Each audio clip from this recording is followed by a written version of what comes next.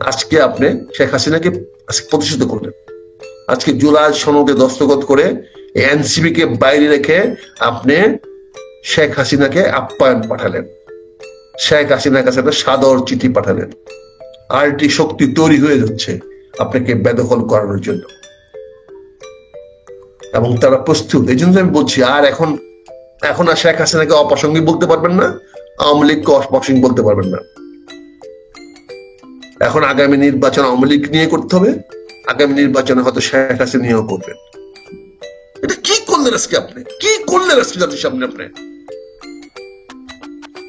কিভাবে আপনি এই কাজটা করতে পারলেন? একবার চিন্তা করলেন না বাংলাদেশের ভবিষ্যৎটা কি হবে? একবার চিন্তা করলেন না জনগণকে আপনি কোন ঝুঁকির মধ্যে ফেলে দিলেন? আপনি একবার চিন্তা করলেন না বাংলাদেশের ভবিষ্যৎ কোথায় নিয়ে যাচ্ছেন? আপনি নিজের স্বার্থতে বড় করে দেখলেন। আপনি কি করলেন? আপনি কার কথায়, কাদের প্রয়োজনায়, কার বুদ্ধিতে? আপনি বেঈমান সরকার, বিশ্বাসঘাতক সরকার, এই অন্তর্বর্তীকালীন সরকার বিশ্বাসঘাতক বেঈমান সরকার। This government must go. এই সরকারকে চলে যেতে হবে। কিন্তু সরকারকে চলবে না, এই সরকার যাদেরকে যে সমস্ত পদে নিয়োগ দিয়েছে 8ই আগস্ট থেকে অদ্যবধি 5ই আগস্টের পরবর্তী যত নতুন পদে, শীর্ষ পদে যারা বসছে, তাদেরকে সবাইকে সে পদ থেকে সরাতে হবে, সবাইকে। তারপরে একটা জাতীয় সরকার গঠন করে 3 মাসের মধ্যে নির্বাচন সব প্রস্তুতি নিয়ে আসছে। এই নির্বাচন কমিশনার বদলানোর দরকার নাই, তার অধীনে নির্বাচন দেন, নতুন করে এখানে রিপিট করার দরকার নাই, তাদের অধীনে নির্বাচন দিয়ে আপনি দেন। সেম, একই দোষী, একই কলঙ্কিত। কাজে আজকে বিচার হলে দুজনে হইতে হবে। বিচার বাদ দেন, কিসের বিচার এখন? আর সবাইকে নিয়ে নির্বাচন হবে। সবাই আসুক, আওয়ামী লীগ আসুক, সবাই আসুক, চেষ্টা করে বাপ দাঁড়ান না। নির্বাচন দেন, জনগণের কাছ থেকে ম্যান্ডেট নেন, জনগণের প্রত্যক্ষ ভোটে দেখেন কারা জয়লাভ করে। তাদের জয়লাভের ভিত্তিতে আপনি যারা যে আসনে জয়লাভ করতে পারে সেখানে ছেড়ে দেন। আপনারা দলীয় মনোনয়ন দেন, দলের বাইরে মনোনয়ন দেন, বিভিন্ন দল থেকে মনোনয়ন দেন। যারা যেভাবে নির্বাচন করতে চায় নির্বাচন করান। নির্বাচিত সরকারের কোনো বিকল্প নাই। আর এই সমস্ত বিচার টিচার এগুলো বাদ দেন, কোনো দরকার নাই বিচারের। সব সবাই বেঈমান, তার বিচার করবেন। কয়টার বিচার করবেন? ইকুয়ালি শেখ হাসিনা গুলি করছে, আপনি পিটাইছেন। পার্থক্যটা কোথায়? পার্থক্যটা কোথায়? আপনি তো আজকে পিটাইলেন এই জুলাই যোদ্ধাদেরকে, আপনি পিটাইছেন, ওরা আপনাকে পিটানোর ভয় পায় চলে গেছে। আর শেখ হাসিনার সামনে ওরা ভয় পায় নাই, তাই গুলি করতে হয়েছে। পার্থক্যটা কোথায় শেখ হাসিনার আপনার মধ্যে? চেষ্টা করো এখন না, আপনি যা খুশি তা করবেন তা না।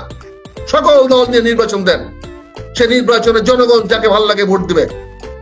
সুষ্ঠু নির্বাচনের ব্যবস্থা করেন, সে নির্বাচন পরিচালনা করার জন্য একটা জাতীয় সরকার গঠন করেন।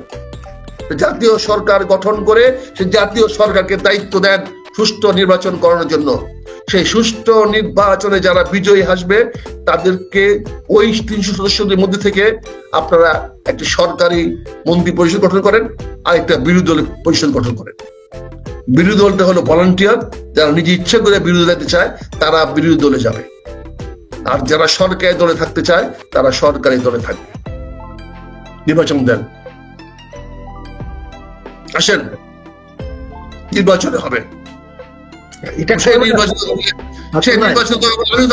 সেই নির্বাচনে গেলে আমি এবার নির্বাচন করবো। এখন বলছি আমি নির্বাচন করবো, সেই নির্বাচন দিতে হয় আপনার। জাতীয় সরকার দিলে নির্বাচন হয়, আসেন নির্বাচন করবো। আমি স্বতন্ত্র নির্বাচন করবো, একা নির্বাচন করবো, একটি ভোটের জন্য হলে নির্বাচন করবো। কিন্তু সেই ভোটটা সুষ্ঠু হইতে হবে, নির্বাচন সুষ্ঠু হইতে হবে।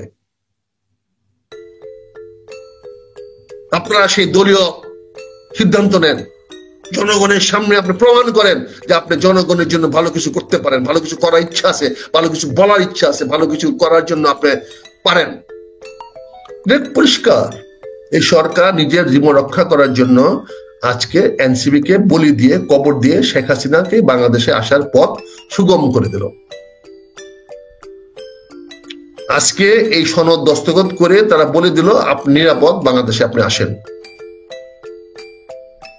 কারণ এনসিপি যদি আজকে নির্জীব হয়ে যায় তাহলে আওয়ামী লীগকে আঘাত করবে কে? আওয়ামী লীগকে তো বিএনপি আঘাত করবে না। বিএনপি তো আগেই কমিটমেন্ট করেছে আমরা আওয়ামী লীগের কোনো ক্ষতি করবো না। জামাত তো করবে না, জামাত তো বলেছে আমরা কোনো আক্রোশপূর্ণ রাজনীতি করি না।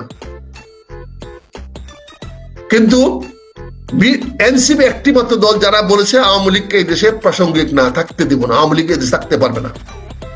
এটা প্রতিশোধ না, তারা চেয়েছে আওয়ামী লীগ বিহীন বাংলাদেশ তৈরি করতে, শেখ হাসিনা বিহীন বাংলাদেশ তৈরি করতে। এটা ছিল নাসিমদের, এটা হচ্ছে নাসিমদের যুদ্ধ, এটা ছিল এনসিপির যুদ্ধ।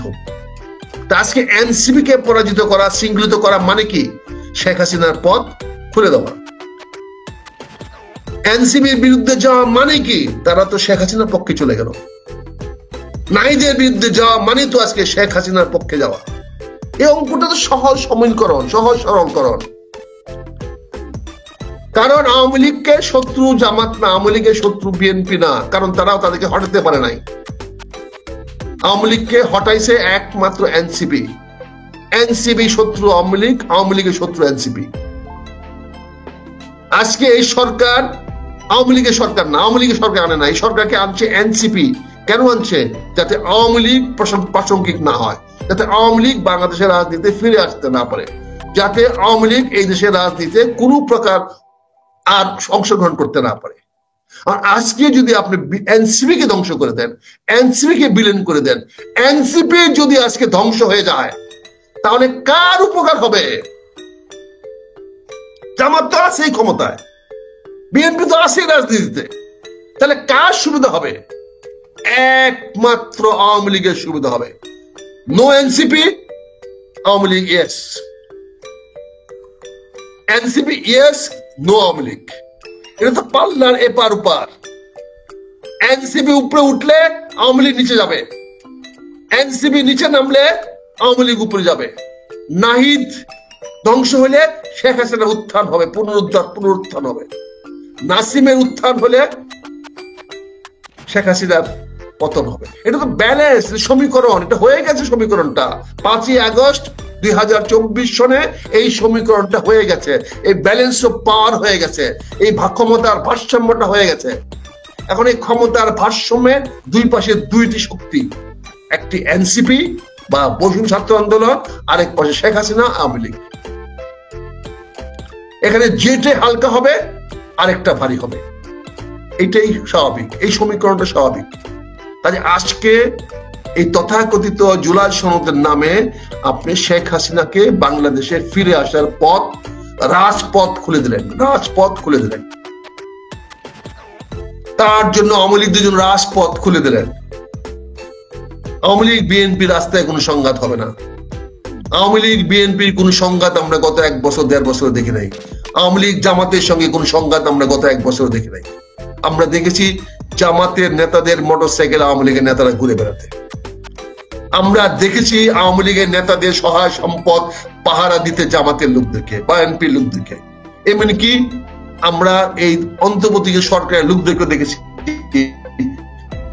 আওয়ামী লীগের সম্পদকে পাহারা দিতে। আওয়ামী লীগের সম্পদকে ধ্বংস করেছেন এনসিপিরা, ভাঙচুর করেছে এনসিপির লোকেরা, ক্ষতি করেছে এনসিপির লোকেরা। কাজে সে এনসিপি কে নির্জীব করা, এনসিপি কে আজকে পরাজিত করা, এনসিপি কে শৃঙ্খলিত করা, এনসিপি কে ধ্বংস করে দেওয়া মানে হলো আওয়ামী লীগের পুনরুদ্ধার ব্যবস্থা করে দেওয়া, আওয়ামী লীগকে সামনে এগিয়ে নিয়ে যাওয়া। সেই কাজটা আপনি অত্যন্ত দক্ষতার সঙ্গে, বিচক্ষণের সঙ্গে আপনি করলেন। ব্রাভো, ব্রাভো, ব্রাভো অন্তর্বর্তী সরকার। আপনার এই সমন্বয় কমিটির এই দিকে ধন্যবাদ, যে জাতির যে ধ্বংস করার যে পথ আপনি খুলে দিয়ে গেলেন। ইতিহাস মনে রাখবে আপনাদেরকে। আজকে যুদ্ধটা হবে এই নতুন প্রজন্মের সঙ্গে, এই বেঈমান বুইরাদের, এই বেঈমান পচে যাওয়ার প্রজন্মের, এই পচা রাজনীতিবিদদের সঙ্গে এই নতুন প্রজন্মের আজকে যুদ্ধ হবে, গৃহযুদ্ধ হবে। আজকে সেই গৃহযুদ্ধের নেতৃত্ব দিবে নতুন প্রজন্ম, নতুন ছেলেরা, যাদের বয়স 30-এর নিচে। তাদের সামনে টিকতে পারবেন? দাঁড়াতে পারবেন? আজকে যদি কেউ ডাক দেয় তাদের সামনে এসে আসো, বেরিয়ে আসো, আপনি ঠেকাতে পারবেন? নেতা তৈরি হয়ে যায়, অপেক্ষা করে না মানুষ নেতার জন্য, সময়ে নেতাই তৈরি হয়ে যায়। নেতা তৈরি হয়ে গেছে, ৭১ সনে নেতা তৈরি হয়ে গেছে। পাকিস্তানরা ভেবেছিল বঙ্গবন্ধুকে ভাইরাস করে নিয়ে গেলে, গ্রেফতার করে নিয়ে গেলে বাংলাদেশ নেতৃত্ব শূন্য হয়ে যাবে, কিন্তু লাভ দিয়ে জিয়াউর রহমান ড্রামের উপর দাঁড়ায়া নতুন নেতা হয়ে গেছে। শুধু একটা লাভ দিয়ে ড্রামের উপর দাঁড়ায় দিয়েছে, ড্রামের উপরে, অন্য কিছু উপরে না। একটা তেলের ড্রামের উপরে দাঁড়ায় ঘোষণা দিয়েছে, I Ziaur Rahman, I major Zia on behalf Bangabandhu Sheikh Mujibur Rahman declare independent Bangladesh. 30 second লাগে না ডিসিশন নিতে, নেতা তৈরি হয়ে যাবে, নেতৃত্ব তৈরি হয়ে যাবে।